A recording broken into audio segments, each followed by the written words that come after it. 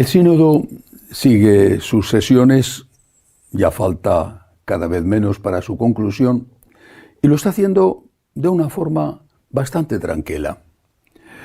Aunque hay una prohibición a los sinodales de que cuenten de qué se está hablando, siempre hay alguna noticia que se filtra, inevitablemente, es lógico. Por ejemplo, que uno de los participantes recibió un aplauso cuando habló positivamente de la acogida que debe de haber en la Iglesia a todos y en particular a las personas que practican la homosexualidad. Este es un hecho que se quiere presentar como novedoso, pero que ha estado absolutamente siempre así en la Iglesia. En la Iglesia siempre se ha acogido a todos y, por supuesto, a los homosexuales y homosexuales practicantes también. Y si no, que se lo pregunten a algunos famosos. Por ejemplo, si estuviera vivo podría hablar el director de cine italiano Cefirelli, de aquella maravillosa película de San Francisco, o la otra sobre la vida de Cristo, que no mucho antes de morir contó su experiencia como homosexual, que a veces hacía ese tipo de actos y que sin embargo siempre se sintió acogido por la Iglesia. Una cosa es acoger a las personas, la Iglesia está abierta a todos y siempre ha estado abierta a todos. Y otra cosa es bendecir lo que hacen esas personas cuando lo que hacen está mal. También recibió aplausos, y dicen que mucho más fuertes, una laica que intervino diciendo que no había que insistir tanto en el tema del sacerdocio femenino porque los verdaderos problemas de las mujeres eran otros muy distintos. La verdad es que de la homosexualidad se ha hablado poco en los círculos menores, en los pequeños grupos de trabajo, y en cambio sí se ha hablado mucho del sacerdocio femenino, empezando por el diaconado, pero bueno, ya se sabe que el diaconado, y ellos mismos los que lo reclaman lo dicen, no es más que el primer paso para el sacerdocio, y después el episcopado, y después el papado, estando allí una mujer. No es que lo pidan todo de golpe, pero se sabe que ese es el camino. De eso sí que se ha hablado bastante en el sínodo. Naturalmente no hay ninguna conclusión, ni la podrían tomar. Pero si en el sínodo están las cosas bastante tranquilas, no está sucediendo lo mismo fuera. Aún se comenta, y mucho, la carta que el cardenal Miller, ex prefecto de Doctrina de la Fe, escribió al cardenal Duca, arzobispo emérito de Praga, a propósito de la respuesta que el cardenal Fernández, actual prefecto de Doctrina de la Fe, dirigió al cardenal Duca contestando a sus 10 dubia, sobre todo los referidos a la comunión de los divorciados vueltos a casar. Divorciados vueltos a casar sin haber obtenido la nulidad matrimonial, obviamente. El cardenal Fernández le dice al cardenal Duca que, siguiendo lo que aprobó la provincia eclesiástica de Buenos Aires y que fue ratificado por el Papa, cada divorciado vuelto a casar puede discernir, acompañado por un sacerdote y sabiendo lo que opina la doctrina de la Iglesia, puede discernir por sí mismo si puede comulgar o no puede comulgar. Y que el sacerdote, que tiene que darle la comunión, no puede negarse a ello. Bueno, el cardenal Miller escribe al cardenal Duca y le dice que esta enseñanza de la actual doctrina de la fe está en contradicción con la enseñanza de los 2 papas anteriores sobre este mismo tema, San Juan Pablo II y Benedicto XVI, y que cuando, dice el cardenal Miller, cuando hay una contradicción evidente entre 2 enseñanzas del magisterio, se puede, en conciencia, negar la adhesión a una de ellas, en este caso a la reciente del cardenal Fernández. Bueno, dice también el cardenal Miller, Monseñor Miller, dice: la respuesta de doctrina de la fe, esto es muy serio, confirma que el magisterio de Francisco contradice expresamente el magisterio de los papas que le precedieron. Es una acusación muy fuerte. Y también contradice enseñanzas pertenecientes al depósito de la fe, como las emitidas en el Concilio de Trento. Junto a esta acusación, Miller hace otra, referida a lo que también ha dicho Fernández en su contestación a Duca, diciendo que cada conferencia episcopal tiene ahora que establecer las condiciones para que los sacerdotes den la comunión a los divorciados vueltos a casar, aunque la última palabra en cada diócesis la tendrá el obispo. Sobre esto dice Miller: ante esto surge espontánea una conclusión. Si son distintas las orientaciones, se dará el caso de que algunos divorciados podrán recibir la Eucaristía según las líneas de una diócesis y no según las líneas de otra. Y concluye con una acusación hasta ahora nunca escuchada.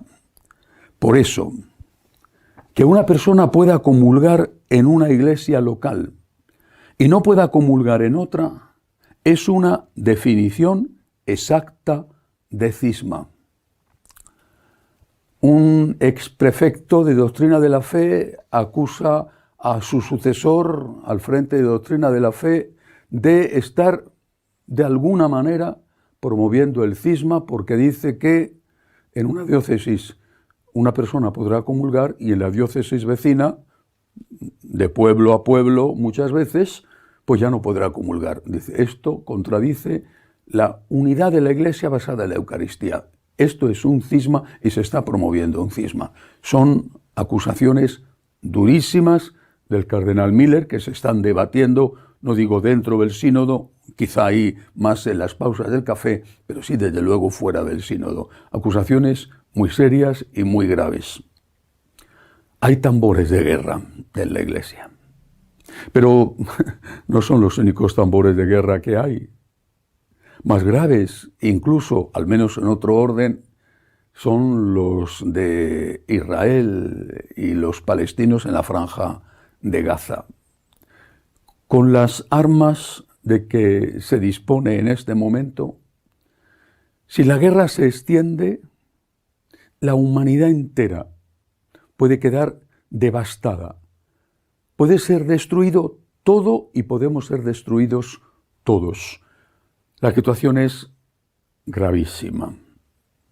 Y por eso el Papa ha convocado una jornada de oración, de ayuno y de penitencia para el próximo viernes, día 27, para pedir a Dios que cesen las guerras, también la de Ucrania, para pedir a Dios el don de la paz. Me parece una iniciativa extraordinaria, oportuna, que apoyo completamente. Nuestra principal arma en este momento es la oración. Creemos en ella y tenemos que ponernos de rodillas delante del Señor suplicando el don de la paz, suplicando que los responsables de las naciones sean conscientes de la gravedad del momento y de lo que puede ocurrir si cada uno hace lo que considera que debe de hacer y se lía a lanzar bombas sin más a los otros. Es necesario la paz, es necesario la oración por la paz. Habrá seguramente iniciativas diplomáticas que ya se están tomando, pero nosotros tenemos que rezar por la paz. Y de paso, y me parece muy bien que el Papa haya incluido oración por la paz y ayuno y también penitencia, de paso creo que deberíamos todos examinar nuestra conciencia sobre nuestra contribución a la guerra. No me refiero a la guerra terrible, espantosa de Israel y Gaza. Por cierto, insisto en que los ataques del grupo terrorista Hamas a Israel no tienen ningún tipo de justificación y tienen que ser condenados de una manera inequívoca. Pero repito, también tenemos que rezar por la paz para que lo que pueda ocurrir no sea peor de lo gravísimo que ya ha ocurrido.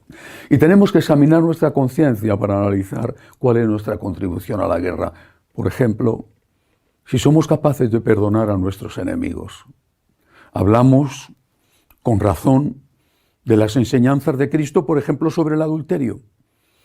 El que se divorcia de su mujer y se casa con otra, comete adulterio contra la primera. Pero se nos olvida que hay otras enseñanzas de Cristo y que son muy claras y que las repite el Señor, por ejemplo, en el Padre Nuestro. Perdónanos como nosotros perdonamos. Y al acabar de decir la oración, insiste Jesús, insiste, lo cual significa que da enorme importancia a ello. Si no perdonamos, si no perdonáis a vuestros enemigos, no seréis perdonados. No basta con rezar por la paz lejos. Hay que convertirse también de las contribuciones que cada uno hace a la guerra porque no perdona de corazón a sus enemigos. Una noticia para terminar. 10 sacerdotes de Nicaragua han sido liberados por el régimen dictatorial de Ortega en ese país y han viajado al Vaticano. Es una buena noticia por lo que respecta a la liberación de 10 sacerdotes que estaban encarcelados injustamente. Y no es tan buena noticia porque lleva consigo que el dictador se deshace una vez más de aquellos que él considera sus opositores, aunque la oposición que puedan hacer esos sacerdotes quizá haya sido tan mínima como hacer una procesión en las calles sin permiso. Recemos por la paz en la Iglesia, por estos tambores de guerra que suenan, para que la Iglesia sea siempre fiel a las enseñanzas de Jesucristo. Recemos por el Papa en un momento tan delicado, porque Él es el vicario de Cristo. Recemos por la paz en el mundo. Nos unimos al Santo Padre en esta convocatoria de oración, de ayuno y de penitencia el próximo día 27. Hasta la semana que viene, si Dios quiere.